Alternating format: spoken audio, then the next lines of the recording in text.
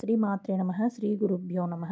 శ్రీరామ రామ రామేతి రమే రామే మనోరమే సహస్రనామ తత్తుల్యం రామనామ వరాననే.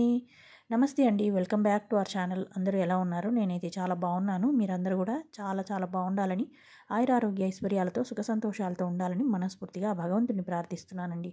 ఈరోజు వీడియోలో రెండో గురువారం నేను శ్రీరామదేవుని కథ వ్రతం అనేది ఆచరించాను. ఆ రోజు పూజ ఎలా చేసుకున్నాను అనే వీడియోని షేర్ చేస్తున్నాను. సో స్కిప్ చేయకుండా వీడియోని పూర్తిగా చూడండి. ఇంకా ఫస్ట్ టైం మన ఛానల్ని చూసేవాళ్ళు తప్పకుండా ఛానల్ని సబ్స్క్రైబ్ చేసుకోండి.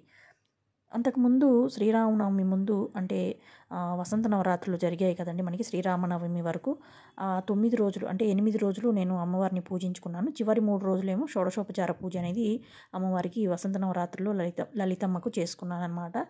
8 రోజులు నేను చేసుకున్న కుంకుమార్చన సోమవారం రోజు పూజ అంతా కంప్లీట్ చేసుకొని, అంటే అమ్మవారిని కదిలించి ఆ రోజు నేను భద్రపరుచుకున్నాను. కుంకుమ భరణిలో నేను పెట్టుకునే కుంకుమ భరణిలో పెట్టుకున్నాను అనమాట.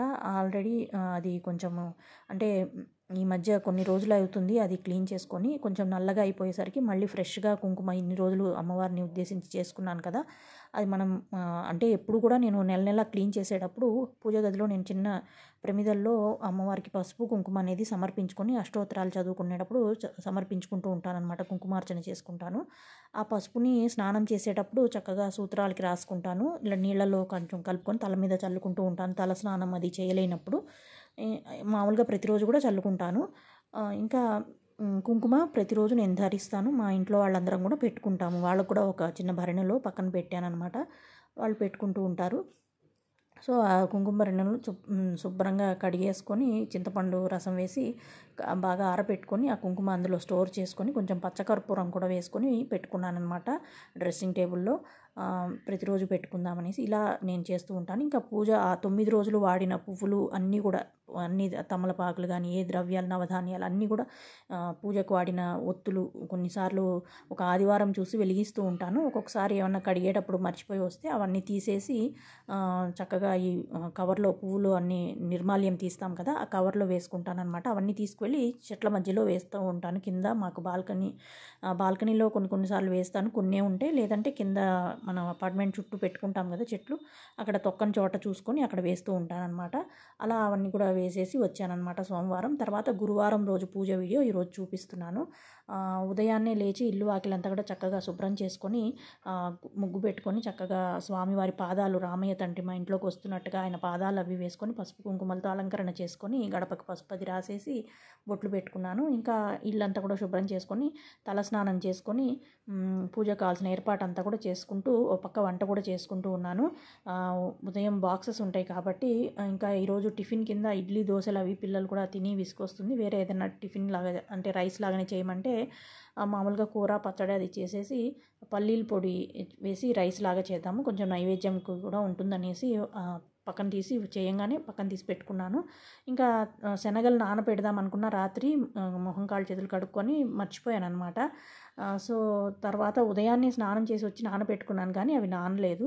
సో ఇవాళ గురువారం కాబట్టి దక్షిణామూర్తికి శనగల మాల అయితే వేసుకోలేదు. ఇంకా బుధవారం రోజు నేను ఉదయం పూజకు కావాల్సిన కొన్ని వస్తువులు తెచ్చుకోవడానికి వెళ్తే నాకు తెలిసిన వాళ్ళు కొంచెం గోరింటాకు ఇచ్చారనమాట. అది మధ్యాహ్నంగా రుబ్బుకొని చక్కగా పెట్టుకున్నాను. జస్ట్ ఒక 1.5 అవర్ పెట్టుకొని ఉంటాను. 3కి పెట్టుకున్నాను, 5:30 కల్లా తీసేశాను. అప్పటికే చక్కగా పండింది. ఇంకా సాయంత్రం చక్కగా స్వామివారికి పువ్వులు అవి తెచ్చుకున్నాను కదా, కనకాంబరాలు మల్లెపూలతో మాల అది కట్టుకున్నాను. స్వామికి వేసుకుందాము, రామయ్య తండ్రికి. ఇంకా కొంచెం పెట్టుకొని కొంచెం స్వామివారికి అని కవర్లో పెట్టి బాక్స్లో పెట్టుకున్నాను అనమాట ఫ్రిడ్జ్లో.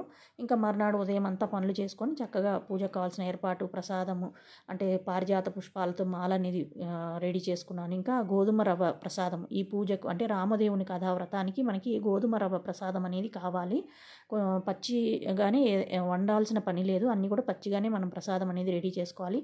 కొంచెం గోధుమ రవ్వలో పంచదార, ఆవు నెయ్యి కొంచెం కలిపి ఆవు పాలు పోసుకుంటూ మనం రవ్వ లడ్డూలు చేస్తాం కదా, అలా ఉండల్లాగా చేసుకోవాలన్నమాట. ఒక 5 లడ్డూలు చేసుకోవాలి. 5 కూడా ఎవరెవరికి ఇవ్వాలనేది కూడా వీడియోలో చెప్తూ ఉంటానండి. అవన్నీ రెడీ చేసుకొని పూజకు కావాల్సిన ఏర్పాటు అంతా చేసుకొని ముందుగా ఆచమనం చేసి దీపారాధన వెలిగించి సంకల్పం చెప్పుకొని ముందుగా హరిద్రా గణపతి పూజ అనేది చేసుకున్న తర్వాత అభిషేకాలు అవి చేసుకున్నానండి. ఈసారి 2వ వారం, మొదటి వారం 5వ వారం కొబ్బరికాయలు కొట్టుకుందామని అనుకున్నాను.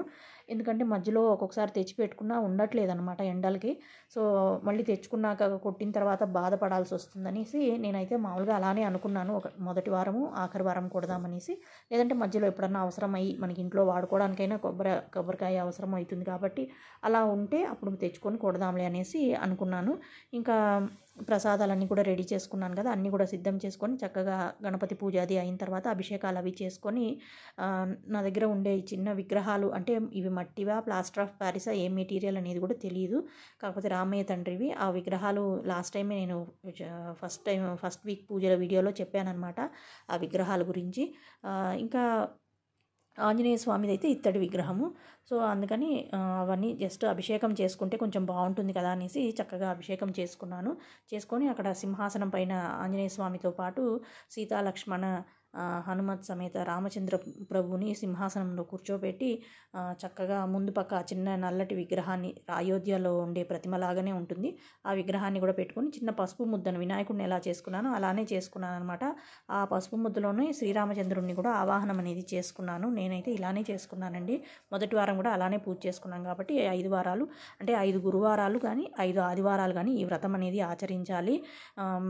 చేసుకుని మనకుండే ఏదైనా కష్టాలు కానీ మనకి ఆటంకాలు, అంటే మామూలుగా ఎక్కువ మంది సంతానం కోసం, ఎందుకంటే దశరథ మహారాజు కూడా రామచంద్ర ప్రభుని ఎన్నో యాగాలు యజ్ఞాలు, పుత్రకామేష్టి యాగము అవన్నీ చాలా రకాల యజ్ఞాలు అవన్నీ చేసి స్వామివారిని పొందారనమాట పుత్రుడుగా. సో అలాగే ఎవరికైనా సత్సంతానం కోసం ఇదయ్యే వాళ్ళు ఎవరైనా కానీ రామదేవుని కథా వ్రతం కూడా చేసుకుంటే చాలా మంచిది. తప్పకుండా సత్సంతానం అనేది కలుగుతుంది. ఇంకా వివాహం ఆలస్యం అయ్యేవాళ్ళు, ఇంకా రాజ్యం అంటే ఏదైనా పొలిటికల్గా ఉండేవాళ్ళు కూడా రాజ్యాన్ని పరిపాలించాలి అని అనుకునేవాళ్ళు కానీ, లేదంటే ఉద్యోగంలో ఉన్నత స్థాయిని చేరుకోవాలనుకునేవాళ్ళు, అలా ఏదైనా కానీ మనకు ఉండే ఆటంకాలు ఎందులో ఆటంకాలు ఉన్నా కానీ అవన్నీ తొలగిపోతాయి రామచంద్ర ప్రభుని మనం పూజించడం వలన. చాలామంది రాముడు మనిషిగా ఉండి ఎన్నో కష్టాలు పడ్డాడు కదా, ఆయనను పూజిస్తే మనకు కూడా అవే కష్టాలు వస్తాయేమో అని అనుకుంటూ ఉంటారు. కాకపోతే అవన్నీ మనకి కష్టాలు ఎలా ఉంటాయి, మనం ఎలా ఆ కష్టాన్ని అధిరోధించుకొని మనము ఎలా ముందుకు సాగుతాము అనేదే చూపించడానికే స్వామివారు ఆ అవతారంలో మనకి అంతా కూడా తెలిపారనమాట. సో అందుకని కష్టాలు ఉంటాయి, ఉండకుండా ఉండవు. కాకపోతే అవి ఎలా అధిగమించాలి అనే ఒక విషయాన్ని కూడా స్వామివారే మన దగ్గర ఉండి చూపిస్తూ ఉంటారు. సో అలా నమ్మకంతో ఏదైనా కూడా చేసుకోవాలండి. భారం వేసి, దేవుడి పైన భారం వేసి అని అంటారు కదా, అలానే మనం చేసుకోవాలి. సో ఇది నేను 2వ వారం పూజ అనేది చేసుకుంటున్నాను. ఇంకా ఇవాళ గురువారం కదా, స్వామివారికి దక్షిణామూర్తికి కూడా పూజ అనేది చేసుకున్నాను.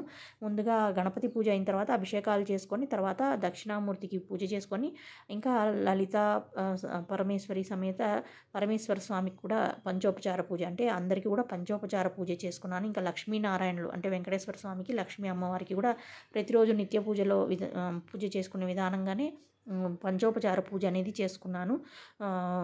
అమ్మవారికి లక్ష్మీ అష్టోత్తరం చదువుకుంటూ కుంకుమార్చన అది అన్నీ కూడా చేసుకున్నాను అనమాట. ఇంకా చివరగా రామచంద్ర ప్రభుని పూజించుకున్నానమాట. ఇలా ఒక తమలపాకు పైన శ్రీరామ అనే నామాన్ని రాసుకున్నాను. అంటే ఒక్క నామం, శ్రీరామ అని ఒక్క నామం చదివితేనే మనం ఎన్నో కష్టాల నుండి మనల్ని విముక్తి చేస్తాడు అని స్వామివారి గురించి చాగంటి గారు ఎంతో వివరంగా చెప్పారనమాట. రామనామం ఒక్కటి చాలు దివ్యమైనది అని, మనకి అమృతం లాంటిది అని కూడా మనకి పాటలు చాలా అన్నమాచార్య కీర్తనలు కానీ మనము చాలా వింటూ ఉంటామన్నమాట. అసలు ఆయన నామం ఒక్కసారి స్మరిస్తేనే మనకు ఉండే సకల పాపాలు తొలగిపోతాయని చెప్తూ ఉంటారు. సో ఎక్కువగా ఈ కలియుగంలో మనం నామస్మరణ అనేది చేసుకుంటూ ఉండాలి. మనం ఏదైనా పూజ, ఎవరి గురించైనా పూజ చేసుకుంటున్నాము అని అనుకుంటే ఆ రోజు వాళ్ళ నామాన్ని అసలు మర్చిపోకుండా, అసలు వదలకుండా పలుకుతూ ఉండాలన్నమాట. శ్రీరామ శ్రీరామ శ్రీరామ అనుకుంటూ. ఇంకా అమ్మవారి పూజ అనుకోండి, శ్రీమాత్రే నమః శ్రీమాత్రే నమః అనుకుంటూ అలా జపిస్తూ ఉండాలి. మనకి వేరే పూజలు ఏమి చేయాల్సిన అవసరం లేదండి. నామం ఒకటి పలికితే పూజ చేసినంత ఫలితమే వస్తుందన్నమాట. ఇంకా అంతా స్వామివారికి కూడా షోడశోపచార పూజ అవంతా కూడా నేను 7 శనివారాల వ్రతం పుస్తకంలో వెంకటేశ్వర స్వామికి ఉండే విధానంగా చేసుకున్నాను అనమాట. ప్రతిష్ట అవన్నీ మంత్రాలు అవన్నీ ఉంటాయి కదా, కాకపోతే ఒక్క ప్రాణప్రతిష్ఠ అప్పుడు మాత్రం మంత్రం అది చదువుకున్నాను. మిగతావన్నీ ఎందుకంటే అంత బాగా తెలుగు చదవడం రాదు, తప్పులు ఎలాగూ చదువుతాననేసి శ్రీ సీతాలక్ష్మణ హనుమత్ సమేత శ్రీ రామచంద్రమూర్తయే నమో నమః ధ్యాయామి ధ్యానం సమర్పయామి ఆవాహయామి ఆసనం సమర్పయామి పాదయోః పాద్యం సమర్పయామి హస్తయోః అర్ఘ్యం अर्घ्यं समर्पयामि मुखे शुद्ध आचमनीयं समर्पयामि मधुपर्कं समर्पयामि पञ्चामृतस्नानं समर्पयामि शुद्धोदकस्नानं समर्पयामि स्नानानन्तरं शुद्ध आचमनीयं समर्पयामि सीतालक्ष्मण हनुमत् समेत श्रीरामचन्द्रमूर्तये नमो नमः वस्त्रयुग्मं समर्पयामि यज्ञोपवीतं समर्पयामि తర్వాత ఆభరణం సమర్పయామి గంధం సమర్పయామి అక్షతాన్ సమర్పయామి పుష్పై పూజయామి అనుకుంటూ ఈ అన్ని ఉపచారాలు స్వామివారికి చేసుకొని అదాంగ పూజ కూడా మనకి వెంకటేశ్వర స్వామి వ్రతం పుస్తకంలో ఉండే విధానంగా చేసుకున్నాను. మనకి రామదేవుని కథ వ్రతంలో అయితే జస్ట్ మనకి కేశవనామాలు తర్వాత గణపతి పూజ చేసుకోండి, ఇంకా స్వామివారిని ఇలా ఆరాధించుకోండి అని మనకి అష్టోత్తరం వచ్చేస్తాయి అన్నమాట. అలా ఉంటుంది కాబట్టి ఈ పుస్తకాన్ని పెట్టుకొని నేను పూజ అనేది చేసుకొని స్వామి అష్టోత్తరం చదువుకుంటూ వెండి పువ్వులు బంగారం పూత పూసిన వెండి పువ్వులతో స్వామివారి అష్టోత్తరం అనేది చదువుకుని చక్కగా ఆ తమలపాకు పైన శ్రీరామాన్ని రాసుకున్నాను కదా, చుట్టూ అలా అలంకరణ చేసుకొని తర్వాత గోవిందనామాలు కూడా చదువుకొని స్వామివారిని చక్కగా పూజించుకొని ధూపం దీపం నైవేద్యం హారతి మంత్రపుష్పం క్షమార్పణ ఇవన్నీ కూడా చెప్పుకున్నాను. ఇంకా చివరగా పంచహారతి కూడా చూపించాను. ఇంకా ముందు ధూపము దీపము నైవేద్యం అవన్నీ సమర్పించిన తర్వాత హారతి ఇవన్నీ చూపించాక అక్షంతలు పట్టుకొని కథ అనేది చదువుకున్నాను. రామదేవుని గురించి రాముడు కథ అంతా ఉంటుంది. కథ మనకి ఒక ఫస్ట్ టైం చదివాను కాబట్టి ఎక్కువసేపు పట్టింది. ఈసారి అయితే కొంచెం త్వరగానే చదవగలిగాను. తర్వాత తప్పులు ఏమన్నా చదివానేమో అని క్షమార్పణ కూడా చెప్పుకొని పంచహారతి చూపించాను అనమాట. చివరగా ఇంకా 5 లడ్డూలు మనం గోధుమ రవ్వతో తయారు చేసినవి ఒకటి స్వామివారికి రామదేవునికి ఒకటి నైవేద్యంగా పక్కన పెట్టుకోవాలి. తర్వాత ఒకటి బ్రాహ్మణుడికి మనం తాంబూలంలో పెట్టి ఇవ్వాలి. ఇంకొకటి ఒక ముత్తైదువుకి తాంబూలంలో పెట్టి ఇవ్వాలి. ఇంకా ఒకటి ఇరుగు పొరుగు ఉండే వాళ్ళకి ఒకటి ఇవ్వాలి. ఇంకా ఒకటి మన ఇంట్లో ఉండే పిల్లలకు వాళ్ళకి పెట్టొచ్చు, లేదంటే మూగజీవులకి కూడా పెట్టొచ్చు. రామదేవునికి పెట్టిన ప్రసాదం మనం కూడా స్వీకరించవచ్చు. ఇలా మనము 5 ప్రసాదాలు చేసిన ఉండలు మనం ఉపయోగించుకోవాలి. తర్వాత రామదేవుని కథ చదువుతూ ఉంటే కూడా చాలా చాలా బాగా అనిపించింది. అందులో ఉండే మహిమలు ఒక్కొక్కళ్ళు రామదేవుని కథ వినడం వలన వాళ్ళకి ఎలాంటి ప్రయోజనాలు కలిగాయి, వాళ్ళు ఎలా స్వామివారి వల్ల ఉద్ధరింపబడ్డారు అనేది కూడా చాలా చాలా బాగుంటుంది. ఆ కథ చదువుతూ ఉంటే మనకు కూడా అలా మాయలాగా జరిగితే ఎంత బాగుంటుందో అని అనిపిస్తూ ఉంటుంది. కాకపోతే జరుగుతాయి కానీ కొంచెం నిదానంగా జరుగుతాయి అని అనుకుంటున్నాను. సో ఆ కథ గురించి కూడా వివరంగా చెప్పడానికి నెక్స్ట్ వీడియోలో ట్రై చేస్తానండి. ఇప్పుడు ఎవరైనా స్టార్ట్ చేసుకోవాలనే ఉద్దేశం ఉన్న వాళ్ళ కోసమని ఈ వీడియో షేర్ చేశాను. Thank you.